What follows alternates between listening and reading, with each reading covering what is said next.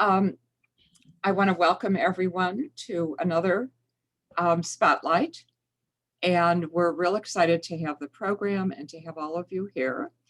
And I'm going to introduce Jan Schwartz, who put this program together. And we've got three wonderful speakers and a topic that I know everyone is interested in.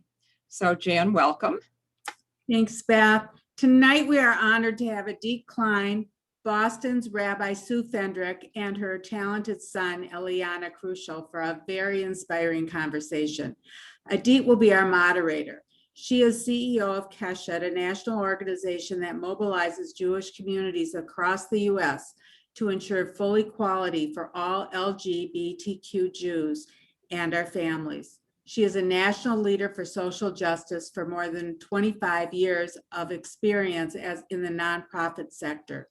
Since 2001, she has led Keshet, an organization that began in 1996.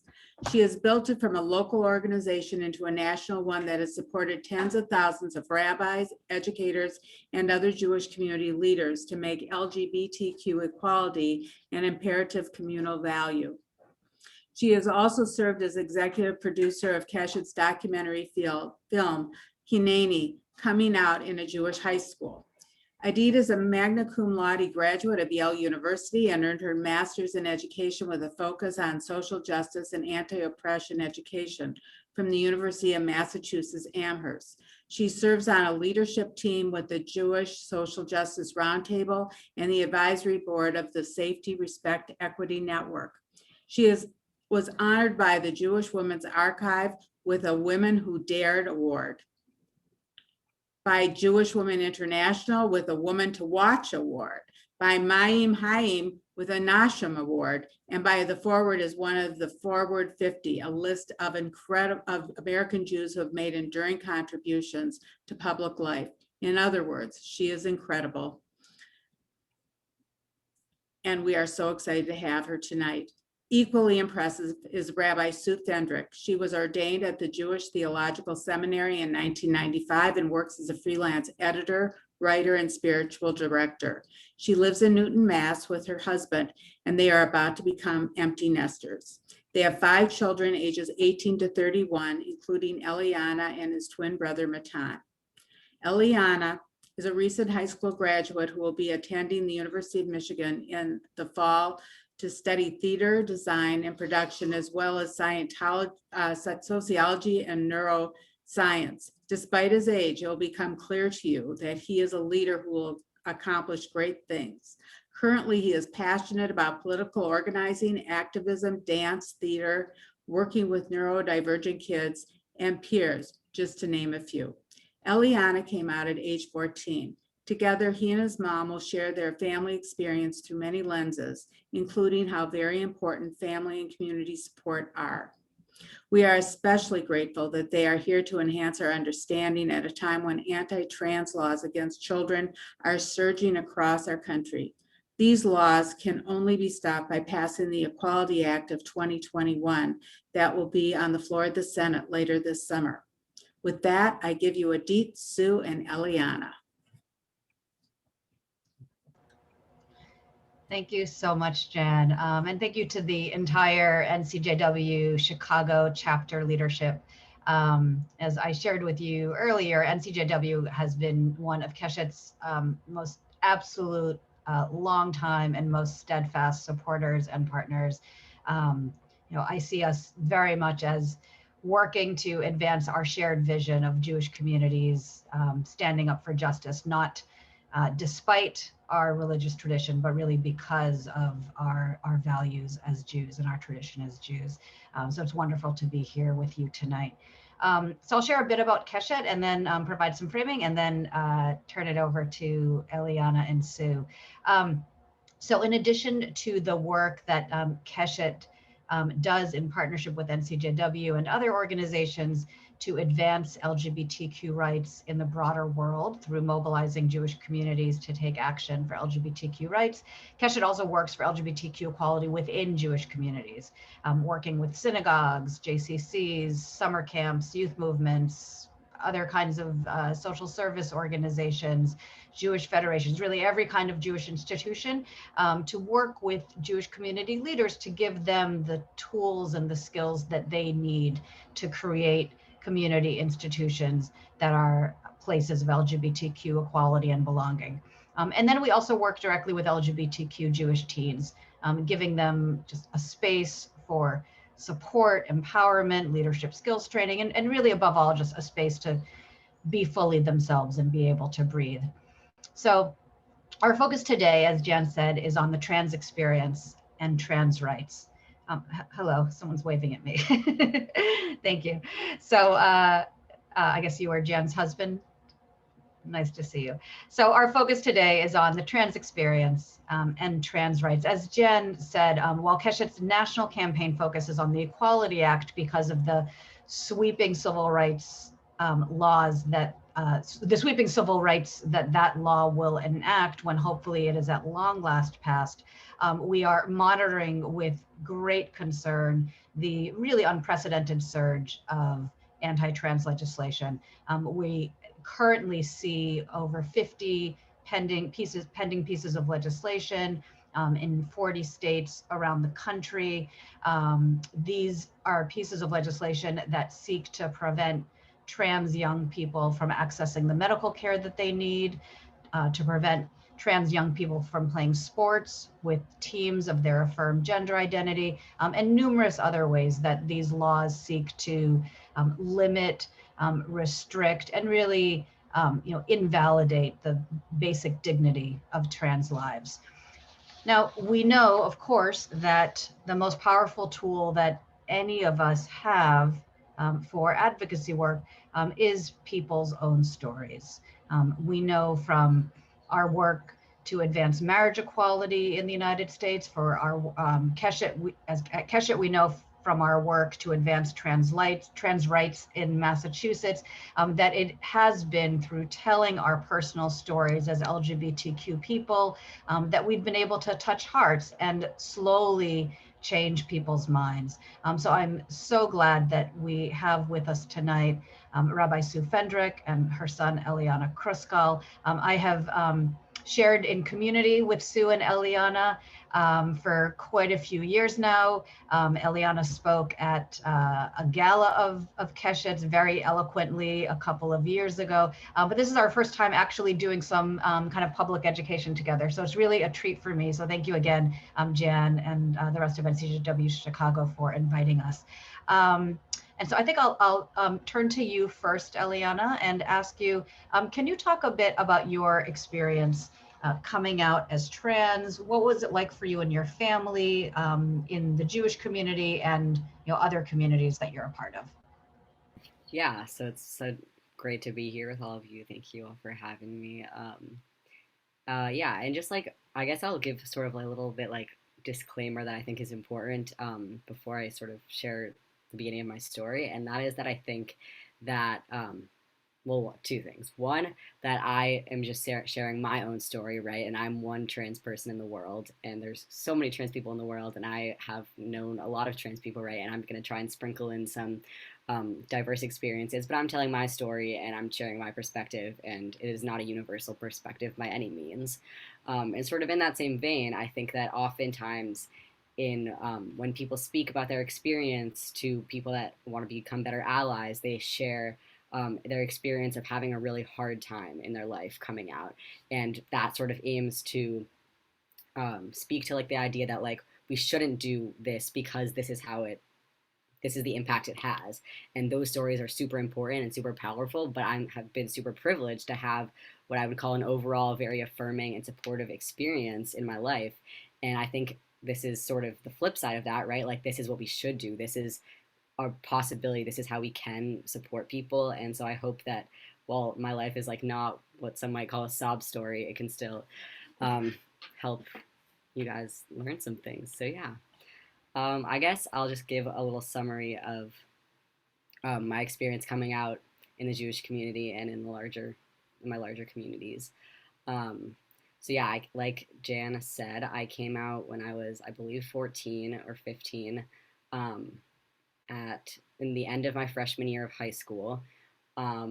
And that summer between freshman and sophomore year was sort of like where I was really slowly coming out to more and more people, and kind of that was when I got my hair cut, and that was when I was, really beginning my transition.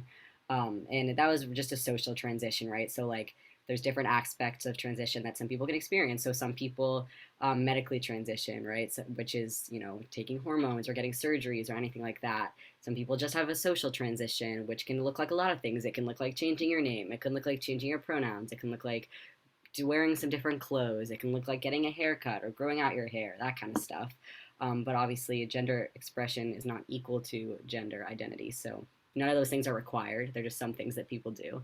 But for me, that meant the first thing I think I did was get my hair cut, and I got some new clothes, and that was that summer. And then, yeah, over that sophomore year was kind of my first going back to school and getting into back to all the activities that I do. So like in my dance studio and all that kind of stuff. And also um, my many Jewish communities in my life. So my synagogue and um, the place I study Talmud, and just all of my communities, and Keshet, of course. And it was a really interesting experience because I had, and of course with my family also. And I had a lot of sort of different experiences, but I have been super, super lucky to have had so many people in my life that I knew that this A wouldn't be a problem with them, but B, it would be more than that. Like it wouldn't just be not a problem, it would be like an a purposely positive experience, and that is something that I am so grateful for, and I think has really shaped my experience. So like for example, I have been very lucky to study at what is called the Teen Beit Midrash, which is in Boston, and it's basically where teens go and study Talmud and Mishnah. And I had an incredible teacher there named Rabbi Becky Silverstein, who is very involved in Keshet himself. But that's actually not how I know him. And so he is genderqueer and trans, and he's a rabbi, and he has been an incredible mentor to me in my life, and has taught me so much, and just been an incredible person to learn from and with and friend. And that is just one of so many experiences that I've had. And of course, then there's my family, right? And my family, I'm not going to pretend that it's been like smooth sailing 24/7, right? But my family from the start, I knew that when I came out, I was not scared that it was going to be like harmful to me, that I was going to be in danger or anything like that. It was hard when I came out. Things were like awkward and confusing, and like emotions were all over the place, I think, with a lot of us. Um, but it was never a question of like, are they going to support me? Am I going to be safe? Am I going to be affirmed? And am I going to be okay? Right. And that is such a privilege. And things have only gotten better over time, right? Like we've learned together, and we've been in community, and um, I have so many incredible friends and mentors and family members that have just, yeah. So I don't know. I hope that was a good little beginning to my story. So.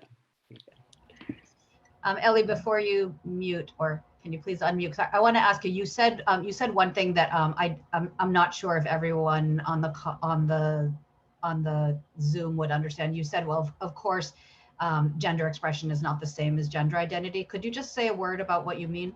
Yeah, absolutely. Thank you. So gender expression and gender identity are two pieces to someone's, just like who someone is, right? So gender expression is how you express yourself in the world, and that might be the way you dress, that might be the way you accessorize, that might be the way you speak, that might be the way you carry yourself, right? Those are just different ways we express ourselves, but those are not based on our gender identity. So you know, um, so this is true for both transgender people and for cisgender people. Cisgender people are people who identify as the same gender they were assigned at birth. So if you were born and the doctor said it's a girl and you identify as a woman, you're cisgender. Um, and so I'm transgender, just to get those terms out of the way. And yeah, so gender identity is who you are, right? Like it's it's just your sense of self in terms of gender, obviously. And gender expression is not dictated by your gender identity. So you can be a man and love painting your nails, or you can be non-binary and love wearing dresses, or you can be a woman and love wearing dresses, or all of the above, right? So I hope that clarifies. No, that was a fabulous explanation, and we'll have. I hope at the end we'll have a little bit of time for questions. So, if anyone still has questions, we'll have time for them.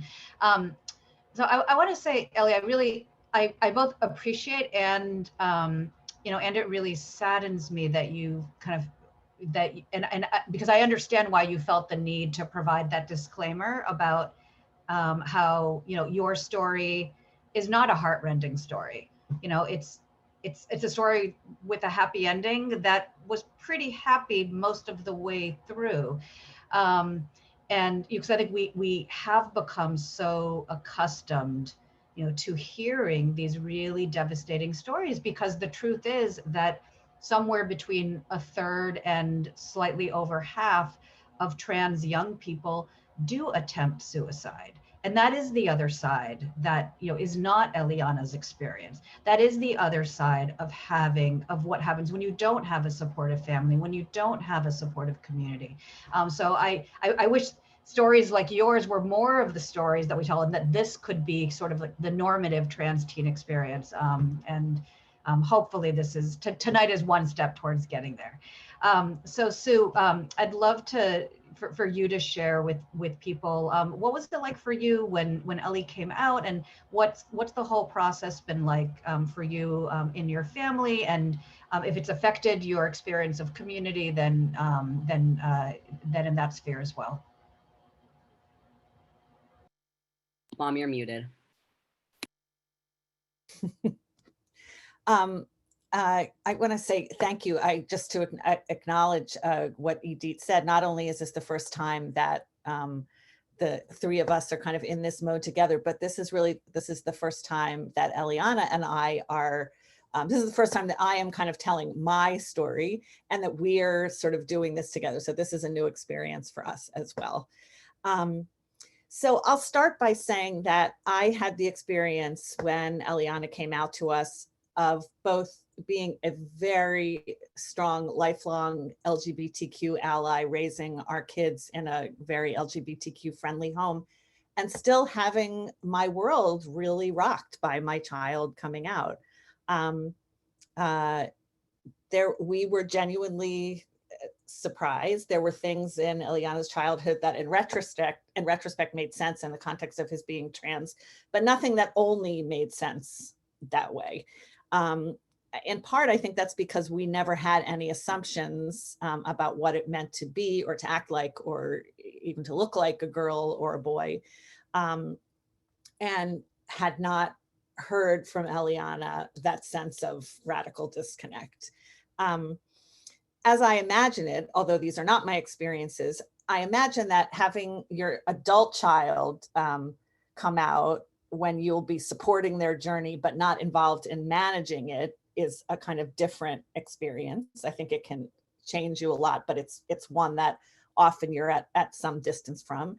And that having a child come out as a young child often is more of a gradual process of affirming your child all along the way as they become who they are and tell you who they are. Having Elianna come out to us as a teen meant that we would be very involved in responding to and making decisions with him along the way, and that it would be a shift, a change in direction, and also involve some interactions with medical decisions. So not a big deal. We have adult trans friends and teachers, including Rabbi Becky, of whom I'm a great fan.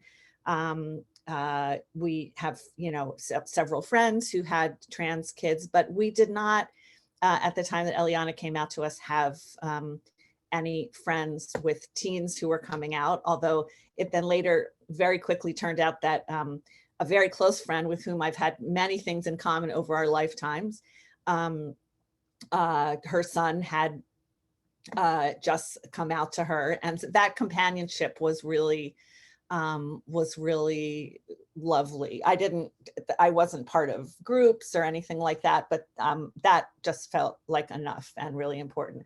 I also want to say that fortunately that my husband and I had really great communication around this, and we're virtually always on the same page and supportive of each other. So, you know, Idit, Elianna alluded to, and Idit talked more about kind of horror stories. And I'm in a couple of Facebook groups with parents of trans kids. And believe me, there are plenty of stories out there, including of parents, whether they're in the same household or whether they're separated or divorced, of one person being really problematic and you know, the whole family being torn up about this. And that was really the opposite in our case. And I feel very grateful for that. It was hard at times because Elianna didn't always want to talk with us about things. That's, you know, some kids really want to. My good friend's child really did. Elianna didn't always want to. And so we were at times needing to support him on a journey that we understood more in the abstract than in the particulars, but we were always listening and paying attention, and having mental health professionals with part of the process help us hear things that we couldn't necessarily hear directly from Elianna. And also, and I'm not sure if this is what you were alluding to, Elianna, but I think part of it is just the passage of time, his own growth, you know, going from 15 to 18 is like, there's a lot of change that happens in there too. I also want to say something, you know, just Ellie and I talked about the fact that this is really the first time that he was going to hear kind of my story. And in large part, that is because, you know, parents have, as I've already, you know, alluded to, lots of feelings about the process. And, you know, it's really our job to process that, whether there's, you know, there was a quite a fair amount of celebration and happiness that Elianna was finding himself more, and we love that. And also feelings of loss, confusion, even some fears. And those are legitimate and common feelings, but not ones that you burden your child with. You process them elsewhere. One thing I just want to highlight for today's purpose is just how lucky we have been, not only to have the values that we had, but to live in a community, in a Jewish community in particular, in which we could count on quite a fair degree of acceptance and love and even knowledge. That's not to say that everything has been perfect, but it's been pretty damn good. And we know that. And knowing that Elianna's initial years of coming out would be in that context was, like, you know, just enormous for us. I guess the last thing I'll say for now is what was clear to us is that always listening and being committed to Elianna and what they were telling us about their reality, hearing from professionals for whom this was not their first or even their 100th rodeo, and being passionate advocates for Elianna as a trans person. Those three things would always be our North Stars. And I'll say more later about how those things changed over time. Beautiful, Sue. I want to broadcast that from loudspeakers.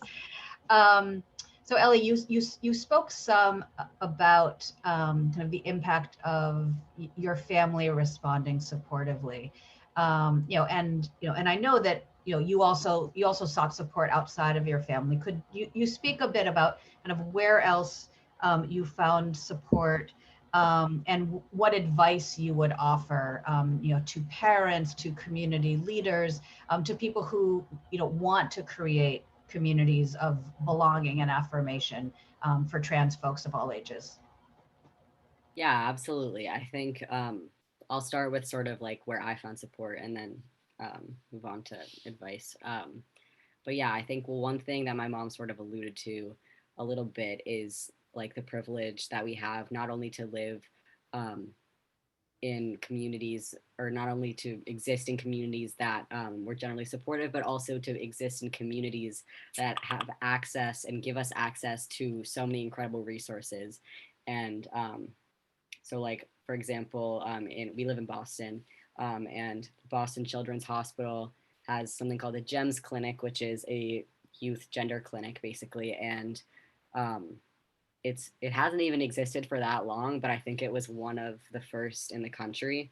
And the person who founded it or started it is actually a member of one of the conservative shuls very near our house, and so that's pretty cool.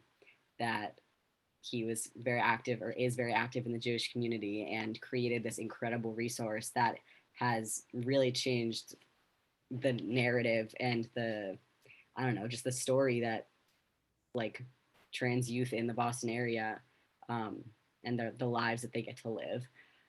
So that's one piece. And another piece is definitely just sort of broader support of like friends and community, whether that's found in like specific, like explicitly LGBTQ spaces or just in spaces where I've been able to find community elsewhere. So like, you know, of course, the incredible, amazing people I've met at Keshet, who I could go on and list so many names like that have truly just incredible people. Whether that's at school, in theater, in Jewish learning, dance, all of those spaces I've met incredible people that have supported me like through and through, and have been so open to learning and changing. And that sort of segues me into my next piece of what would I sort of give advice to parents and just community leaders that want to make accepting spaces. Well, I think the first thing you need to do, or not you need to do, the first thing that you might want to do is sort of this is a really tricky thing to do, but walk the fine line of listening to trans people and, you know, basing your like the way you're creating your community spaces off of what trans people are asking and wanting and saying, and not like requesting emotional labor from people that don't want to educate, because it is no one's responsibility to educate you for free or at all. And right, like just going up to like the random trans person in your synagogue that like you happen to know because you want to make your space inclusive, and you just like sit down with them at Kiddush and you're like, so tell me, what is wrong with our shul? Like, how can we make it more inclusive? Like, that is not the way to do it. That's not appropriate, and I do not recommend doing that, because they're just a person who wants to enjoy their life, right? And like they may be willing to do that with you, but I don't know, I think that speaks for itself. So that's one thing. But also definitely you don't want to just guess, right? Like you want to hear trans voices, so really take those into account and listen. Another thing I would say for parents and for parents especially, and for family members, is like my mom alluded to, like seek out support, because the reality is that like while it's about your child, you are not going to be able to support your child adequately if you are feeling like unstable or really alarmed or like upsetting. And like for example, like I'm a camp counselor, right? Like, and at my job today, like me and my co's were like going crazy, and like at lunch we were like barely eating, and then we were like, no, like we cannot take care of these children like throughout the day if we're not going to like sit down and take a moment to eat and like drink some water. And it's the same thing, right? Like you're just like my mom said, you don't burden your kid with the processing, but you do need to find support, whether that's like a therapist, whether that is finding other parents of trans kids, whether that is joining online support groups, and or whether that's educating yourself. I think people often really just sit there and wait for others to educate them, and it is, if you want to be a better ally, right, like it's your responsibility to find ways to educate yourself without requesting labor from trans people that you like barely know, and or know really well.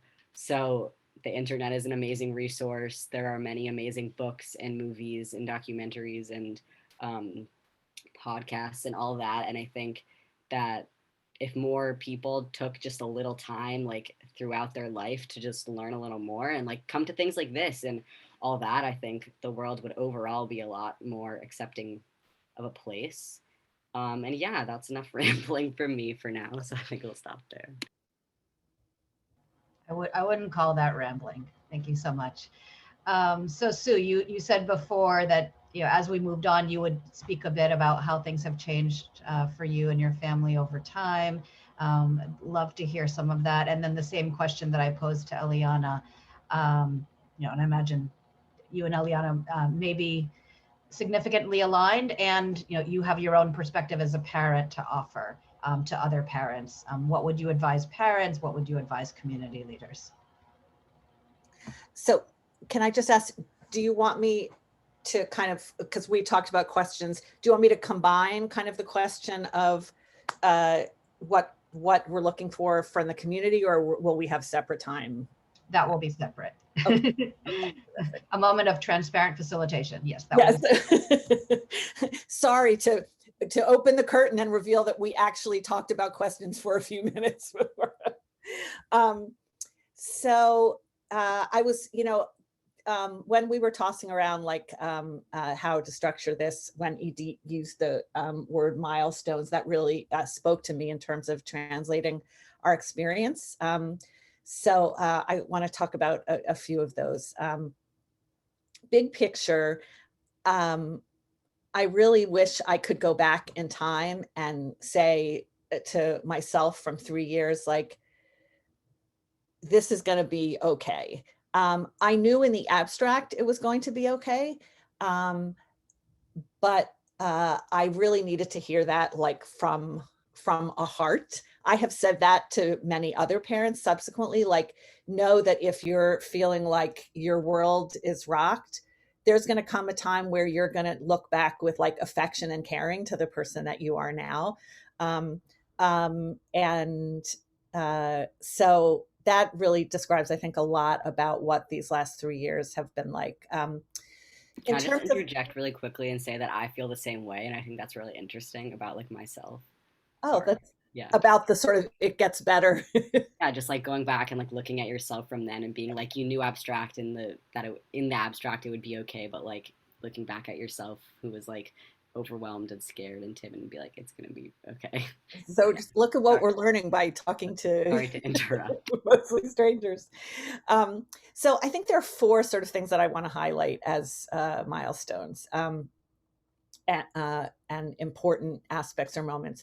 One is that how important it was, even though it was often really hard for Elianna to do this, how important it was to really hear about Elianna's dysphoria, about how he felt pre-surgery and how much surgery mattered to him, and that his being clear with us about how unhappy that aspect of his life was a real gift to us.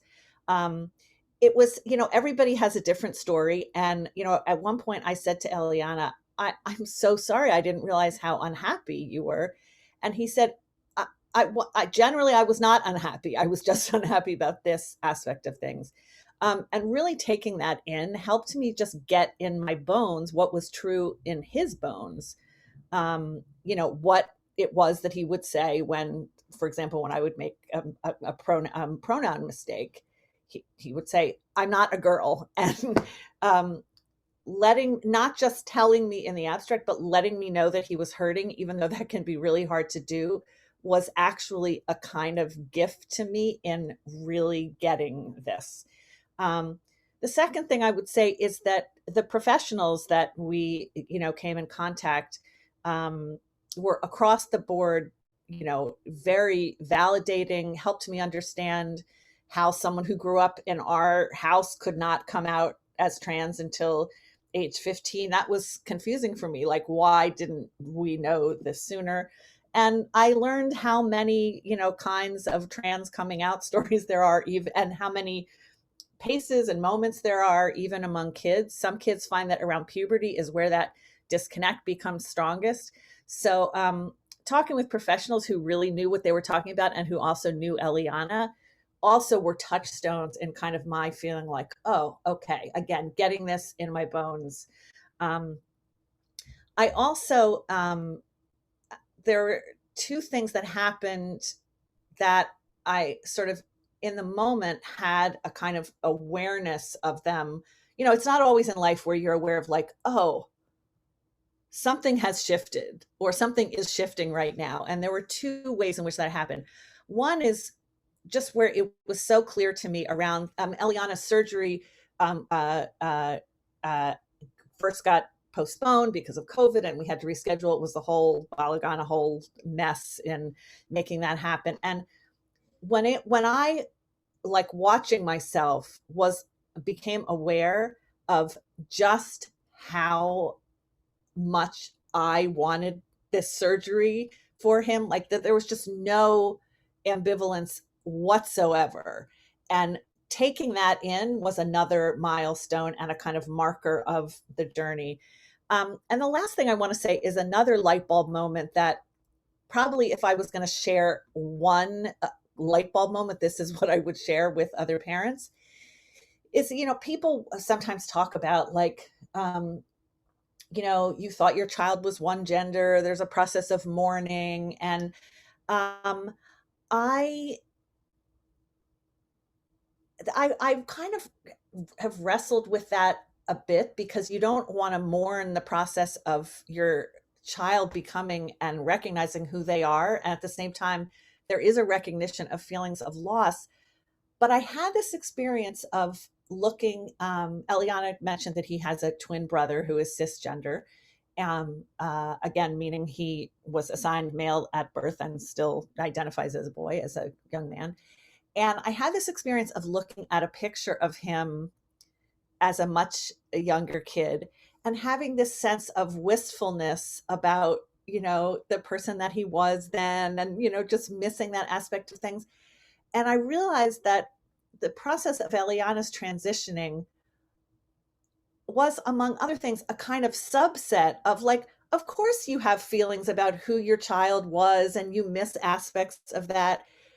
And I mean, I have the blessing of so loving who my children are. And so recognizing that I could have a feeling of wistfulness about younger Elianna that wasn't primarily, and maybe even not at all, about gender, because Elianna, of course, is still here, and our children grow and change in all sorts of ways that we don't expect, that we don't plan for, that we don't always immediately understand, because that's what it is to parent someone, from childhood into adulthood. And seeing it in the context of that helped me both kind of settle into some of those feelings of wistfulness, and also to realize that they had almost nothing to do with gender.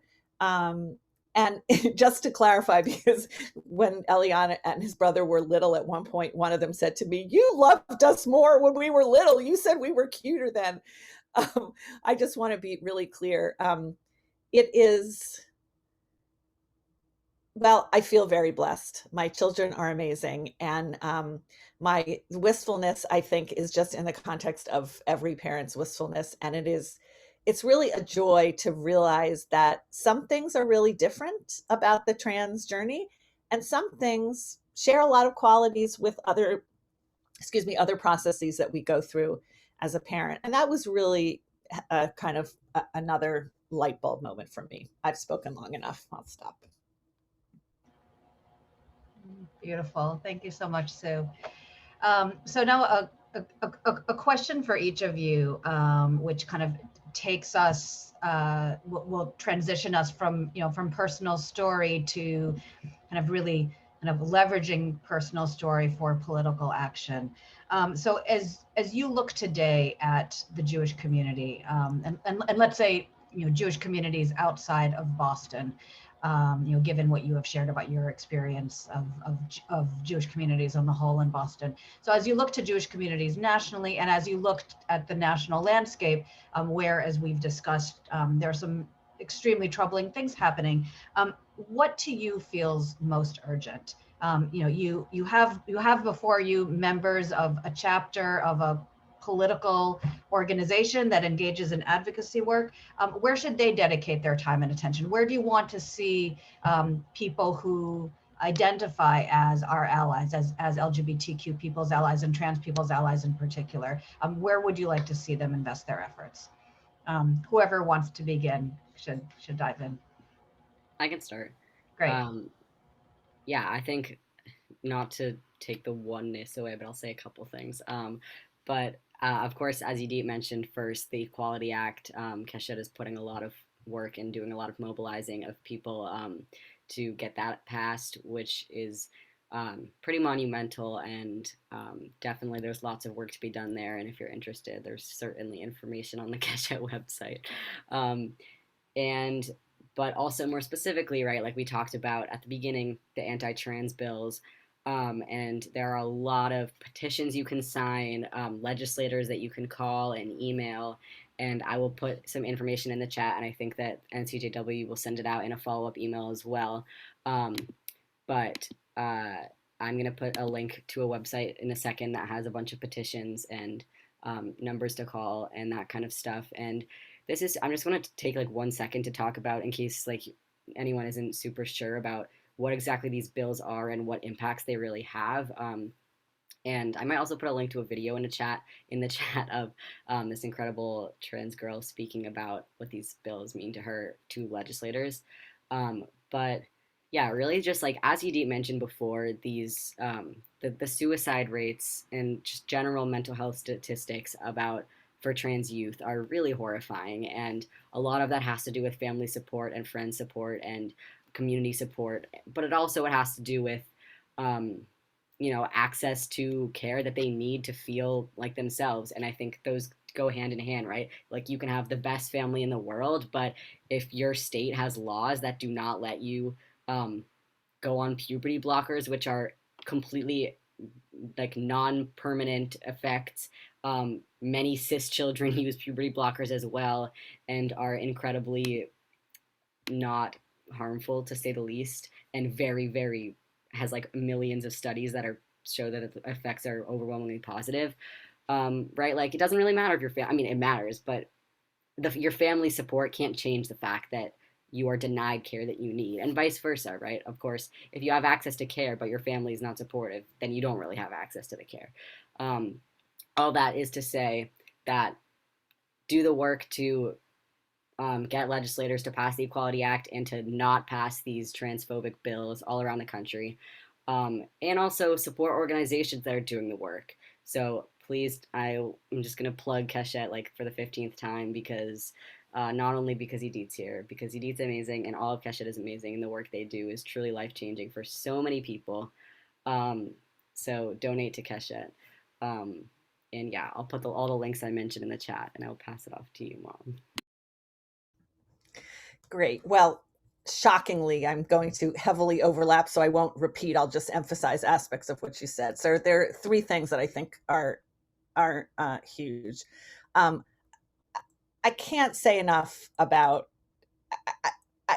as impressive as Idit's bio is, I just need people to know what an unbelievable organization Keshet is, that the entire Jewish community benefits from so deeply. And I want to say in particular, the teen Shabbatons for LGBTQ plus teens they're just these amazing nuggets of community and support. And if you know any queer or trans teens, you should send them, and they'll be in wonderful hands. But supporting the work of Keshet, supporting the work of an organization called Eshel, directed by our friend Miriam Kavakov, that works with Orthodox families with LGBTQ kids.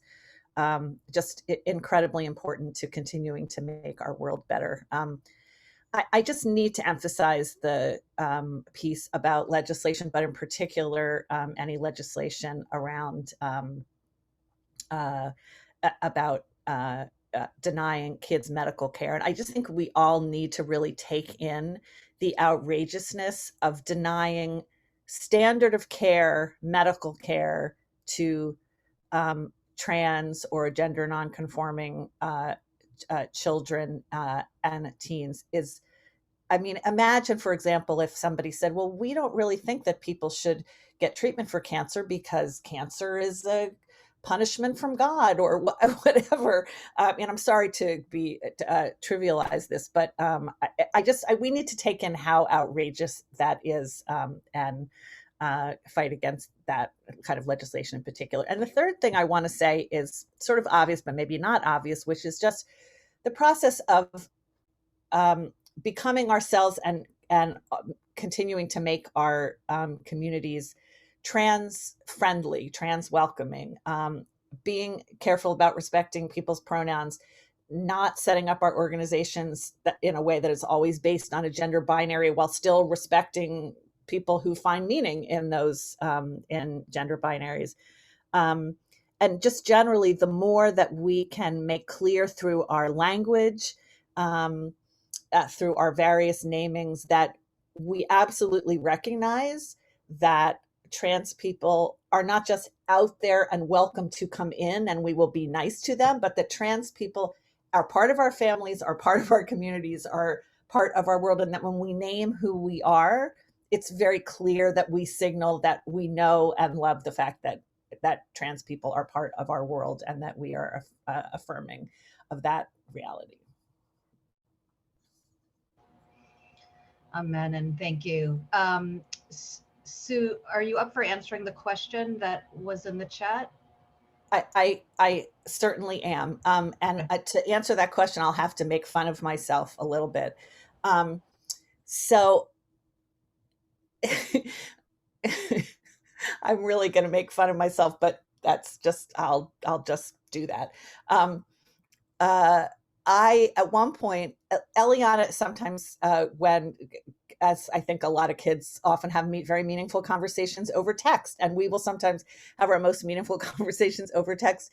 So early on, I think that I said something to Elianna, you can remind me if I have this right, something like, because I'm a kind of, you can't tell, I'm a plus size person. And at one point, I think as a child, Elianna had dismay that he might have large breasts growing up.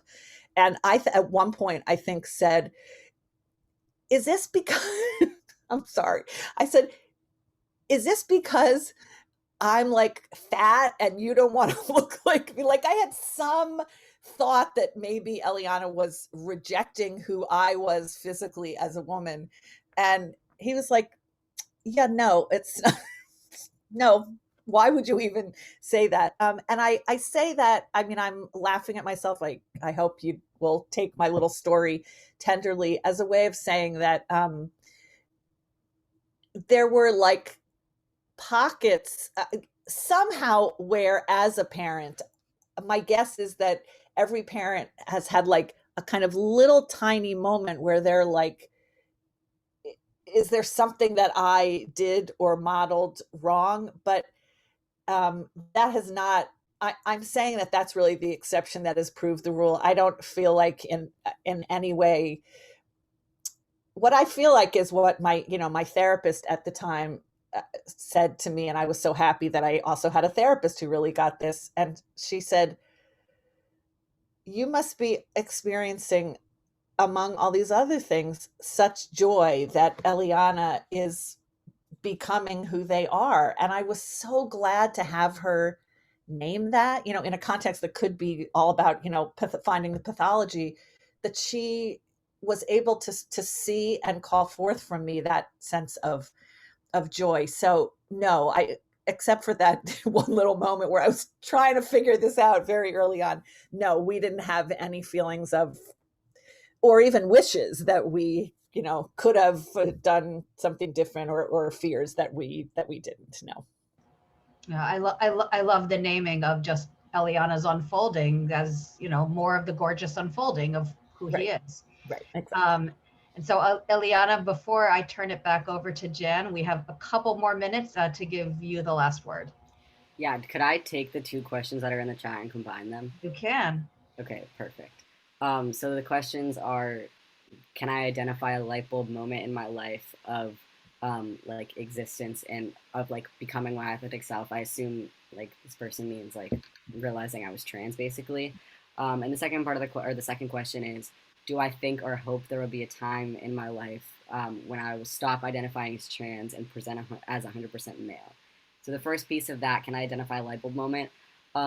Yes and no. Like I think, right, looking back, there was moments where I realized it and didn't realize it. Like I realized it, but I didn't realize what I was realizing, if that makes any sense. But honestly, and I don't even know if my mom knows this, and I definitely don't think Idit knows this, but it was at the first ever Keshet Shabbaton that I was talking to one of the amazing Keshet staff, Dubs Weinblatt, and I was just like listening to. I don't even know if I was talking to them, but they were definitely like talking about something, and I was listening to them, and I was like that's kind of sounds like it might relate to me. And then I just did a lot of thinking, and it made sense. But yeah, that if I had to pinpoint a moment, that would be it. And in terms of the second question of do I think or hope there will be a point that I stop identifying as trans, I think the question comes from a place of like a bit of misunderstanding of what the word trans means. And I don't mean to like embarrass anyone. I just want to like clear up. And right, so transgender, right? The definition of transgender is identifying as a gender that is different than the gender you were assigned at birth. And so, for someone who's a trans man, you can like you are trans and a man, right? Like be identifying as 100% male and identifying as trans are synonymous often. And there are certainly people in the world that don't care to disclose their trans identity and sort of what the term is passing, kind of like the idea of white passing, right? Like people that are far into their medical transition, if that's something they are interested in doing, and are perceived in the world as cisgender, and they don't disclose their trans identity, they don't talk about it, and that's totally a valid experience. For me personally, no, I don't really see myself ever wanting to do that. It's not that I go around telling everyone I meet, hi, I'm trans, like that's not it either, but like, which there wouldn't be anything wrong with that if I wanted to do that, but that's not what I do. It's not like I surround my whole personality around that or tell everyone I meet. But I don't really have a problem sharing it with people, and I think it's important part of my journey. And yeah, I don't know. I hope that answers the question. I want to thank you, Elianna, and you, Sue, so much for sharing your stories, your voices, for speaking so candidly, for sharing things with one another in this space tonight for the first time. Elianna, you used the phrase emotional labor earlier, and I want to just recognize and respect, this is emotional labor. It takes energy to kind of take the stories of your life and translate them into terms that people can absorb and can understand in the context of issues that they're engaging with. So thank you for taking that energy tonight for NCJW, for Keshet, for the broader Jewish community and world. Thank you again so much to Jan, Beth, and everyone at NCJW, and I will turn it back over to you, Jan. Well, and I'd like to thank you so much, Elianna and Sue, for sharing with your heart and your insight so much important information and so much experience. And Idit, for you moderating this so that we could get them, such an amazing information. It was a great program. My son and I were texting during, he said, this is just wonderful. And I said, well, I was so glad that you're on. I'm so glad that I'm on, and I'm learning from all of you. I would like to say, by illuminating your experience too, you have given us a way to go forward with even more passion to advocate for the Equality Act of 2021 that NCJW strongly supports. In fact, since 1990, NCJW has been advocating legislatively and in the courts to fight for the rights of LGBTQ individuals, often partnering with Keshet. This includes supporting marriage equality and end to employment discrimination and hate crime legislation that extended protections to those victimized because of their actual perceived gender, disability, gender identity, and sexual orientation. NCJW has also provided past training from Keshet through their Trans Inclusion Jewish Organization training program, and we hope to continue to do so. National has published its own Gender Diversity and Judaism NCJW guide. I might also add that in 2001, NCJW launched the benchmark program to ensure that only those individuals with a proven record to support fundamental human rights, including those of the LGBTQ community would be confirmed to the federal bench. We have been supporters along with Keshet and many other organizations in the ACLU amicus brief regarding the recent Fulton versus the City of Philadelphia case. The recent Supreme Court decision, though narrow, underlines that to create change, we have much more work left to do, starting with doing all that we can to advocate for the passage of the Equality Act 2021 in the Senate. If passed, as has been said, it will put an end to the anti-gay laws and especially the anti-trans laws that are currently surging throughout many states in this country. After tonight's program, for more than what Elianna has put out in the chat, which is great, we'll also send out more reading materials and actions to take. This is really important, and this is why we did the program tonight. I can't thank you, Elianna, Sue, and Idit enough for coming and being with us this evening. It was amazing, but it also gave us the fire to continue to fight with you. And I am just so appreciative. Now I give you our spotlight leader, Beth, who will update you on our future salons. And I want to thank all of you. This is totally amazing to make such a tough topic seem like, you know, I have blue eyes and you have green eyes. That's part of life, and making it so much more accepting and make it easier to talk to everyone. So this is absolutely stunning, and thank you so much again. Briefly, our next month's program is going to be the cost of segregation with Gabby Abulafia, who's a program assistant at the Commonwealth Fund. And August 23rd, we're going to be talking about police reform. Our program is called Serve and Protect, ? About ECPS. And in Chicago, this is the Empowering Communities for Public Safety. This is trying to work with the police department, get some important changes. Again, thank you all. I think we're coming out with such a positive attitude and feeling of such joy for all of you for sharing this with us. So thank you, thank you, thank you.